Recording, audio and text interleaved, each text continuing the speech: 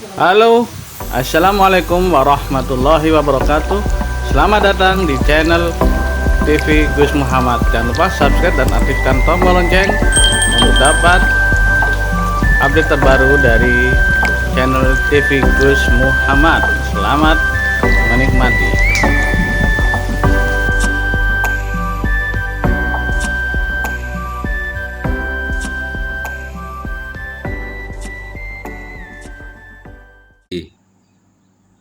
Subhanahu inna hijabaka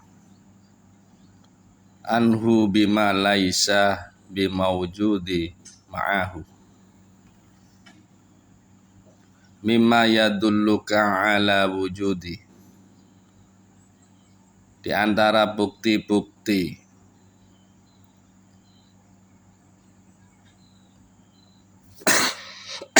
Allah kepadamu, ya, di antara bukti-bukti yang menunjukkan adanya kekuasaan Allah padamu,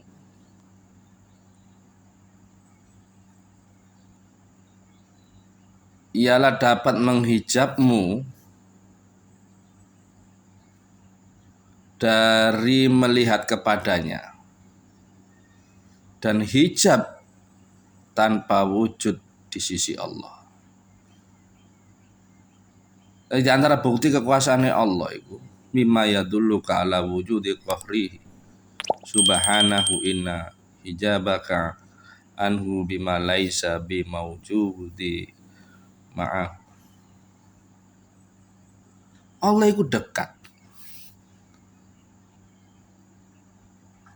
tapi kamu gak bisa melihat dan tidak bisa merasakan. Padahal Allah dekat. Itu bukti kekuasaan Allah yang terbesar. Inna hijabaka, sesungguhnya itu bisa menghijabmu. Anhu bima laisa bimaujudi ma'ah.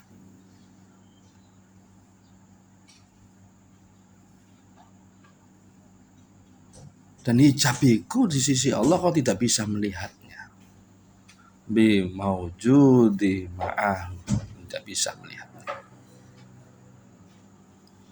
Mimma yadulluka ala wujudi qahrihi subhanahu inna hijabaka anhu bima laisa bimaujudi ma'ahu. Di antara bukti-bukti kekuasaan Allah yang sangat besar kepadamu adalah kau terhijab dari melihat Allah yang maha dekat. Itu Allah dekat. Nahnu aqrabu ilaihi min hablil warid. Tapi kau tidak bisa merasakan dan kau tidak bisa melihatnya. Kan aneh. Allah isdawu, Allah sudah ngomong, aku lebih dekat daripada urat lehermu. Aku lebih dekat daripada suaramu. Tapi pernahkah kau minta konsultasi ke Allah? Pernahkah kau minta pendapat ke Allah? Pernahkah kau mendengarkan suara Allah? Yang kau dengar adalah pikiranmu, yang kau dengar adalah nafsumu. Iya, Allah dekat, tapi kau tidak bisa merasakan. Kau selalu mengabaikannya. Jika Allah itu dekat, kenapa kau tidak pernah berunding dengannya? Kenapa kau tidak pernah konsultasi dengannya? Kenapa kau tidak pernah merasakan kehadirannya? Padahal dia dekat. Nahnu aqrabu ilaihi min hablil warid. Kami lebih dekat daripada urat lehermu. Kedekatan itulah hijab yang paling besar. Jadi di hikam bab yang ke-15 yaitu mimma yadulluka ala wujudi qahrihi. Sesungguhnya kekuasaan Allah yang paling besar, paling dahsyat kepadamu adalah kau tidak bisa melihatnya walaupun dia dekat denganmu. Kau terhijab melihatnya walaupun dia dekat kepadamu. Kau tidak bisa bersentuhan dengannya padahal dia dekat kepadamu. Lu kan aneh. Dekat gak bisa merasa. Itu hijab, karena kau kehijab oleh dirimu sendiri.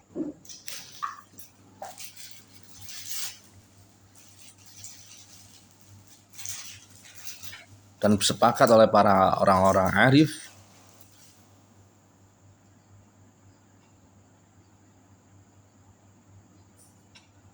bahwa segala sesuatu selain Allah itu tidak ada. La maujudan illallah, la ilaha illallah, la dunya illallah. Semua orang-orang ma'rifat, orang-orang arif, orang yang mencapai maqam kearifan, orang-orang yang mencapai maqam kemakrifatan, itu ana bukti ini.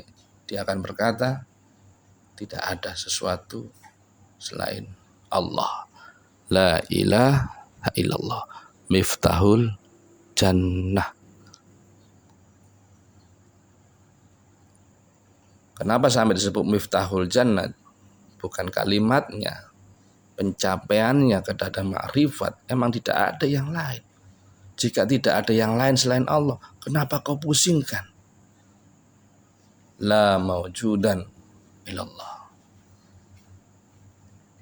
Tidak dapat disamakan adanya sebagaimana adanya. Sebab dari alam terserah kepada karunia Allah. Segala sesuatu yang rusak, ya, sebagaimana firman Allah, semua itu fana, rusak. Illa wajah, kecuali wajahnya, kecuali zat Allah. Berarti apa? Rusak. Selain Allah rusak. Selain Allah rusak semua. Mencintai selain Allah rusak semua. Karena apa? Hakikat sifat makhluk adalah rusak. Hakikat setiap makhluk adalah rusak. Makanya sampai Rasulullah ngomong, cintailah apa yang kamu cintai, tapi sedang-sedang saja. Karena apa? Rusak. Akhirnya kebawa sifat untuk rusak. Siapa yang gak rusak? Korun itu melarat. Begitu dia mencintai hartanya, rusak. Kurang taat apa korun? Bahkan sampai bersama-sama Nabi Musa, waktu keadaan melarat, waktu keadaan miskin. Begitu korun mencintai harta dan cintanya terlalu berlebihan kepada harta, akhirnya apa? Rusaklah korun. Korun bukan orang sembarangan. Korun orang taat. Korun pendamping Musa.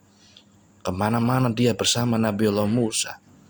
Tapi Korun rusak ketika dia sedang mencintai hartanya. Makanya Rasulullah ngomong, hubud dunya ra'sul khoti'ah. Kecintaan kepada dunia awal dari kerusakan. Awal dari dosa. Bibit dari dosa. Wa qala Rasulullah SAW membenarkan bahwa segala sesuatu selain Allah itu palsu. Dan tiap nikmat kesenangan dunia pasti akan binasa.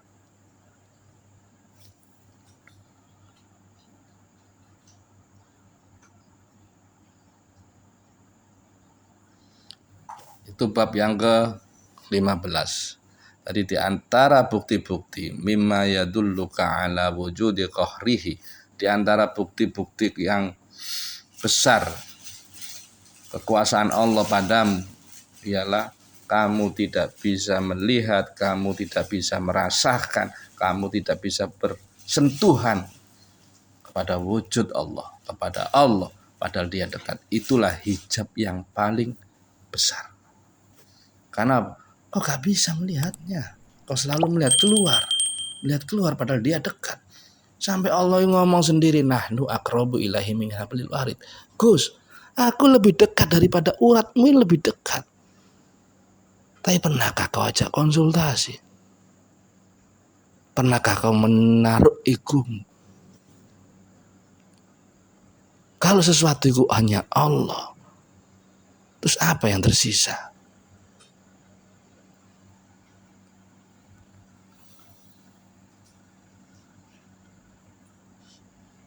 Ya, segala sesuatu hanyalah Dia. Lillahi ma fis samawati wa ma fil ard. Makanya di dalam karya Sunan Kalijogo ada sembah rogo, sembah cipto, sembah jiwa, sembah rasa. Sembah rogonya hanya raganya, tapi ciptonya nggak pernah dia taruh. Ciptonya terus main, nggak bisa. Jadi tidak bisa sami'na wa atona. Ketika sembah rogo terus, ini masih kurang 3 tahap. Ini tahap yang paling berat, yaitu sembah cipto. Pikir, keegoan, itu ditaruh. Ketika bisa ditaruh keegoan, maka dia akan mencapai sembah cipto. Dari sembah cipto menuju nangone sembah jiwa. Dari sembah jiwa menuju ke sembah rasa. Ini tingkatan kemakrifatan. Syariat, torekot, hakikat, dan makrifat. Jadi untuk mencapai tingkatan-tingkatan itu dibutuhkan sering uzlah, khalwat, tafakkur. Anda yang berkata, kenapa nggak di rumah saja? Kan di rumah aja bisa untuk khalwat. Silakan kalau bisa. Sedangkan Rasulullah sendiri, itu Rasul, ya kan? Dia pergi ke Gua Hira. Dia pergi ke Gua Hira untuk khalwat, untuk uzlah. Iku Nabi rek. Syekh Abdul Qadir Jailani 25 tahun. Iku ratune wali. Kamu wali enggak? Nabi yo enggak? Wong soleh yo enggak? Ake komentar. Tirakat yo enggak? Kan lucu. Sedangkan Rasulullah lek gak gelem njupuk nang ngene Gua Hira, pelajarane ya kana Nabi. Begitu juga Syekh Abdul Qadir Jailani, begitu juga Raden Said Sunan Kalijogo. Semua itu proses ngambil khalwat. Apa sih khalwat fungsinya? Untuk lebih mengenal dirimu. Makanya surat yang pertama itu tentang penciptaan diri. Iqra bismi rabbikal ladzi khalaq. Maca Muhammad. Apa sih tak baca kayak iso maca? Dengan menyebut nama Tuhan maca. Apa sih tak baca Bril? Aku gak ngerti apa-apa. Dikekep dengan jil maca Muhammad. Maca Muhammad. Aku gak bisa maca apa-apa Jibril. Ternyata disuruh baca apa? Tentang kejadian manusia. Iqra bismi rabbikal ladzi khalaq. Khalaqal insana min alaq. Yang menciptakan manusia dari segumpal daging darah. Mek ketetok. Dicipta dari ketih dari darah. Khalaqal insana min alaq. Hanya dari segumpal daging. Ini segumpal tok. Tapi kemudian kemainnya takobur. Ya. Seandainya Rasulullah gak khalwat, seandainya Syekh Abdul Qadir Jailani gak khalwat, gak uzlah, seandainya Raden Said Sunan Kalijogo gak uzlah, gak ada kejadian itu. Gak ada. Karena apa? Resep semuanya untuk lebih mengenal diri adalah ulzah khalwat. Dia sendirian. Untuk lebih mengenal dirinya sendiri. Kau gak akan pernah mengenal dirimu jika kau selalu bersama-sama dengan yang lain. Gak pernah. Nggak ada. Rasulullah di Gua Hira sendiri, Syekh Abdul Qadir Jailani sendiri, Raden Said sendiri, semuanya sendiri-sendiri. Karena lebih mengenal dirinya. Semakin kau sendiri, semakin kau mengenal dirimu. Dan resep mengenal Tuhan adalah mengenal diri. Dan rahasia mengenal Allah adalah mengenal diri. Man arafa nafsahu faqad arafa rabbahu. Barang siapa yang telah mengenal dirinya, maka dia telah mengenal Tuhannya. Adakah ciri orang yang mengenal Tuhan? Ada. Hidupnya akan mengalir. Sami'na wa atokna. Sami'na wa atokna. Sekarang ngerti apa cari ya? Karena dia lebih mengenal. Aku berhadapan dengan siapa? Aku berhadapan dengan yang maha tahu. Aku berhadapan dengan yang maha kuasa. Gak kanggu, gak kepake pikiranku, gak kepake hadis Quranku, gak kepake kepinteranku. Karena apa? Aku berhadapan dengan dia yang maha segalanya. Jika aku pakai dalilku, aku pakai kepandaianku, loh kan itu gendeng dah. Kan itu berhadapan dengan yang maha rosyid, maha pandai, maha alim, maha pencipta. Lah kok kamu pakai? Aku gak ngerti ya Allah. Gak akan nyampe. Karena apa? Gak mampu. Sebetulnya hanya sami'na wa atokna. Man arafa nafsahu faqad arafa rabbahu. Barang siapa yang telah mengenal dirinya, maka dia mengenal Tuhan. Ciri orang yang mengenal diri, dia lebih sami'na wa atokna. Karena dia apa? Melihat segala sesuatu di alam ini hanyalah dia. Dia tidak melihat orang lain. Dia tidak melihat makhluk lain. La maujudan illallah. Tidak ada yang maujud kecuali Allah. Disinilah letak titik habisnya kesenangan, habisnya kebencian, habisnya kedengkian, habisnya harapan, habisnya semuanya habis. Ini titik puncak. La maujudan illallah. Apa yang tak senangi kau nak lihat? Wujud mengenai Allah. Apa yang tak benci? Masa aku benci Allah? Ini tahap puncak. Apa yang tak benci? Apa yang tak gelisah? Apa yang tak pikir? Semuanya hanyalah dia. Disinilah hatinya bersih. Disinilah kebersihan hati mulai diuji. Disinilah hati bisa merasakan qalbu mukmin baitullah. Dia merasa, dia akan merasakan sangat dekat dengan Allah. Bukan dekat dengan hayalan dirinya, tapi dekat pada kenyataannya. Karena Allah bersifat wad-dhahiru wa-batinu, yang maha nyata dan yang maha tersembunyi.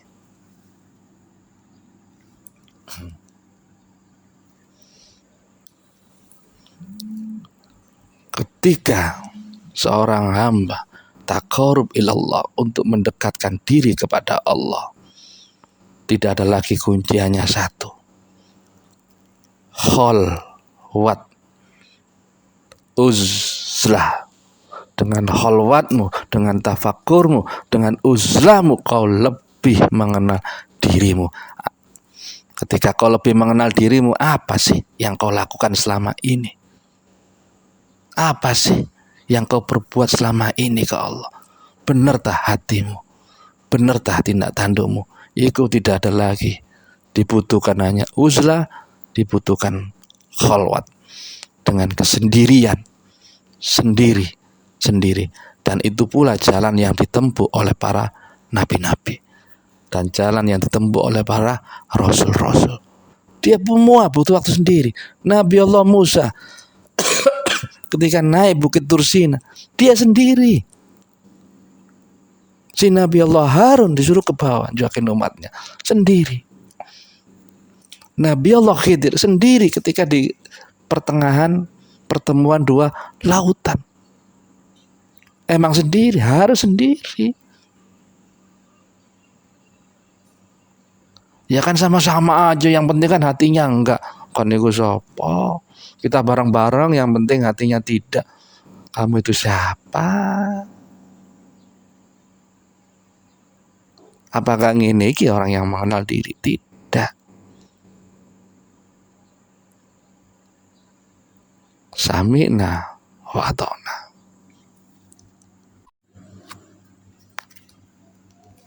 Dari dalam bab yang ke-15 ini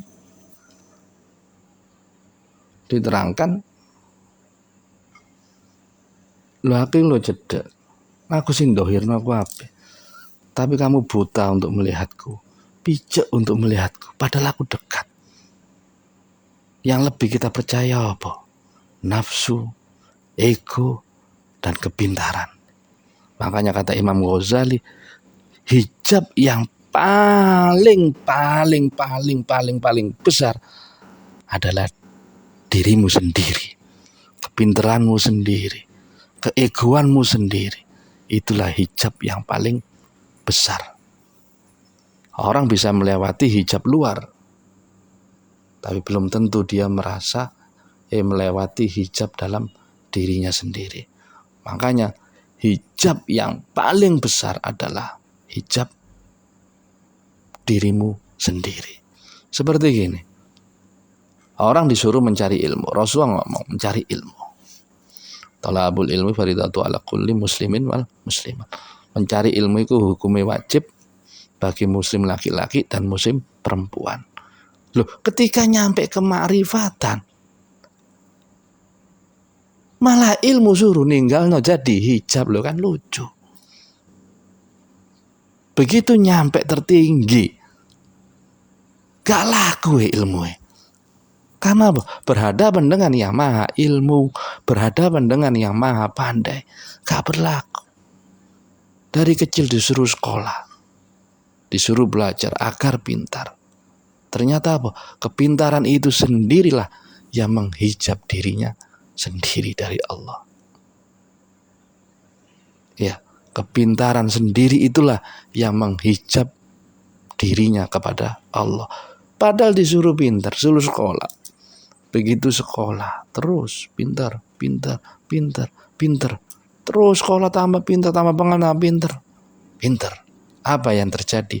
Ego merasa pintar tadi akhirnya menjadi hijab baginya. Tadi begitu menghadap Allah, gak kepake. Nabi Musa kurang pintar gimana? Mimpin pasukan, anak angkat Fir'aun, badannya kuat. Ketika masa pelarian dan menjadi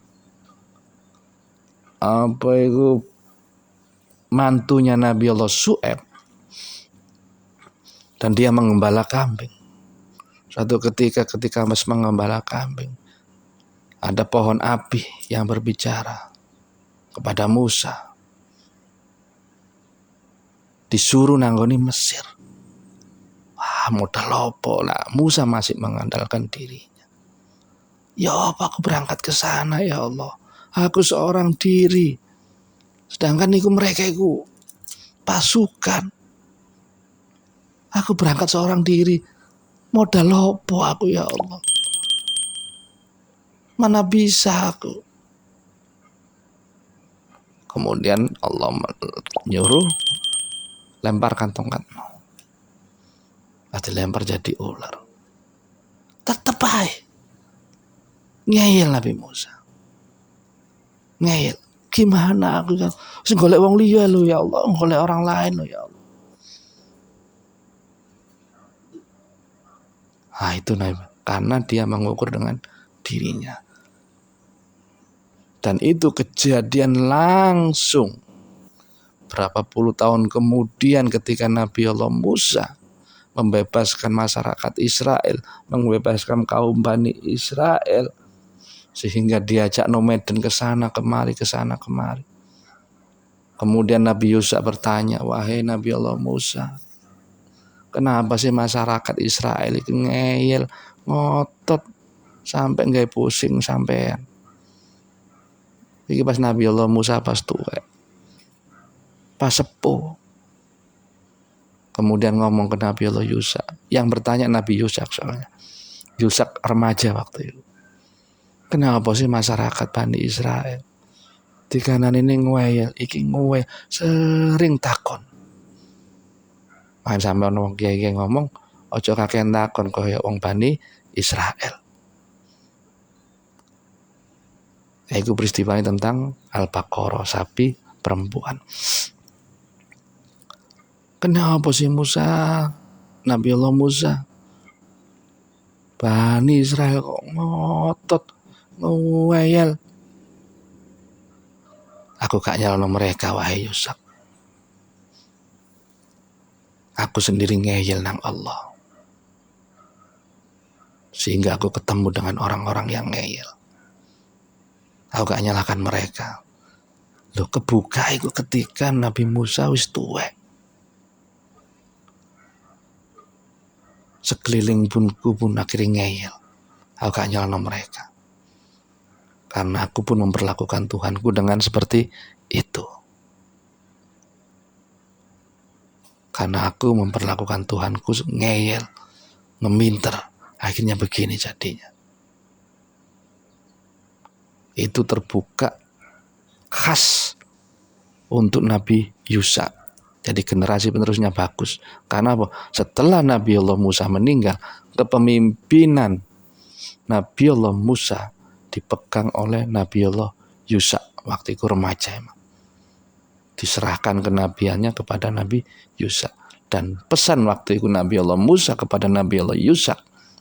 Waktu itu belum jadi Nabi Yusa. Masih santri itu kan. Kenapa Bani Israel ini ngeyel? Kenapa Bani Israel itu ngotot? Kenapa Bani Israel itu sering ngeribet ya? Jawaban Nabi Musa simple waktu itu. Aku gak nyalakan wong Bani Israel. Aku gak nyalakan mereka. Kalau dia sering bertanya terus. Saya gak menyalahkan mereka. Kalau dia ngeyel, ngotot, ngeminter, saya gak nyalahkan mereka. Kenapa wahai Nabi Allah? Karena aku ketika dengan Tuhanku pun seperti itu.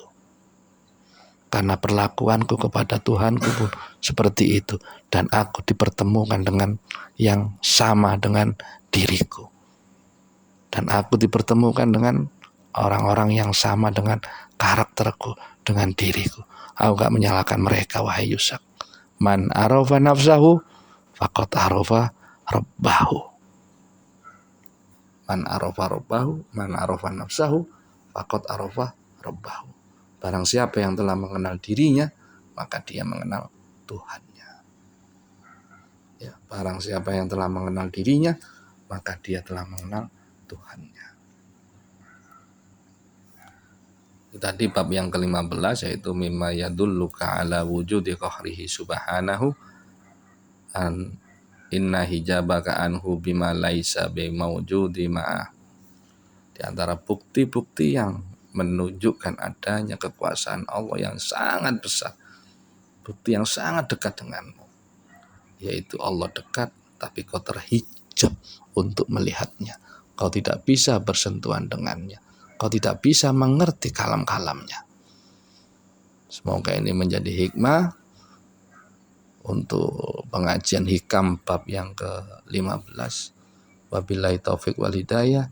Wassalamualaikum warahmatullahi wabarakatuh.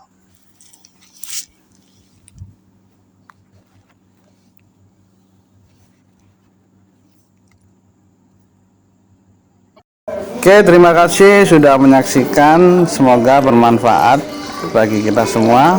Dan bagi yang belum subscribe, bisa klik tombol subscribe dan